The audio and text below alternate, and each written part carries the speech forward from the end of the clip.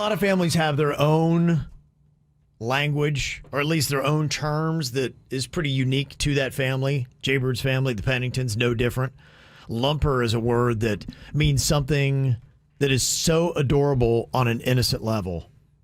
It's lumper. Like what? A rabbit would be lumper? Yeah, a baby Lachlan is lumper. It's usually a cuteness or an adorableness, really just from innocence, yes. Any idea of the origination of that term for your family?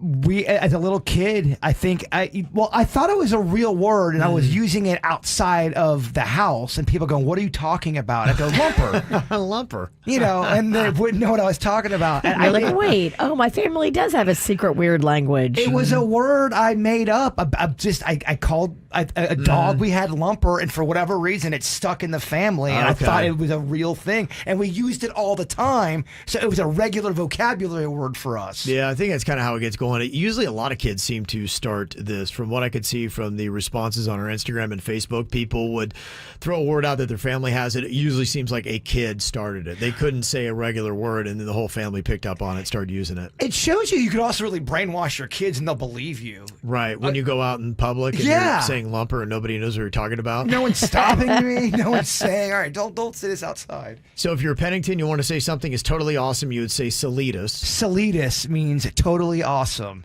Okay. Yes. Solitus. Dude, that is Solitus. What? Okay. That was my childhood best friend came up with that, and we would say it all the time. Like Solitus. Dude, that is Solitus. It's JR, Jesse. As Virginia's typing and not listening. Solitus to me makes no sense. I'll tell you it sounds like some kind of term you use in like a legal filing. I'll tell you what's not Solitus is typing and not listening to me. I'm listening. Solitus is dumb. Wow. Again, not Solitus. Yeah. You're not being a Solitus friend. Mm-hmm. And then when somebody had bad breath, you would say that somebody had the green man in their mouth? Yeah, I thought that was a universal term. Have you guys ever heard that? No. If someone's got bad breath, oh, damn, she's got the green man in her mouth. Oh, damn. Yeah. Or he's got the green man. I haven't heard that. Never. Yeah, a lot of people haven't. Yeah. Apparently. But I thought everybody did. Never. Yeah. There were a lot of other terms that people were commenting about on our Instagram and Facebook page. Sarah said, for us, a fart was called a rabbit cough. Okay. That's fun. Rabbit cough. I can smell a rabbit cough. Cherie said buttons. You would say that if you wanted the remote control. Where are the buttons? I get where that's going from. But yeah, if you were just sitting there and you didn't know the family term, what do you mean buttons? Deanna said that la la la was a peanut butter and jelly sandwich. We had something like that as we a champia was a Pennington sandwich, and I love champias. Potato chips on it, right? It was Italian dressing, potato chips, and some mustard. Yeah. And then I would sometimes dip it in ranch, and that was pretty much it. That's pretty disgusting. But then it sounds like it's just missing something. It is. I added cheese as I got older. Okay. Yeah, I think that a lot of families do that. My grandfather, I remember, used to make me something he called Biddy on a Raft. And it was one of those steamed eggs that you would put on a piece of toast, and you'd smash the egg up on it, cut it into little bites, and then you'd have a bite of sausage with a bite of the egg on bread. I think I've heard of that. Or did you? You heard from Kevin? Yeah, did I tell from Kevin? me. I told you. Yeah, that came from me.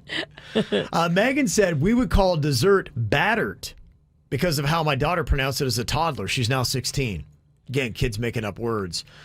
Ice cream in Debbie's family was Octoon. And Patty said my granddaughter used to call an umbrella "do by you." We got no idea why. We just all use the term "do by you." Mm-hmm. So a lot of people have that. Rocco could never say water or flour, so he would say wadu, flaudu. Flaudu, yeah. So now we call it water is wadu. Mm-hmm. I think that's it. I think a lot of kids wind up creating these terms that you do. Joey said, my papa used to always say, pee up a rope. I've heard that one before. Pee up a rope? Yeah, I have too. Yeah. That's an old-timey term. Why don't you go pee up a rope? Why did I do that? That would be kind of hard to do. Pee up a rope. It's usually even a little bit more vulgar.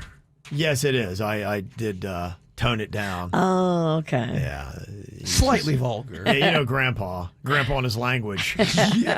Yeah.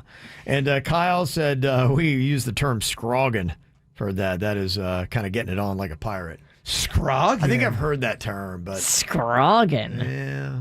Sounds like a name I'd make up. Yeah, there you go. So interesting stuff. If you want to jump in on the conversation, it's on Instagram and Facebook right now. While you're there, make sure you subscribe.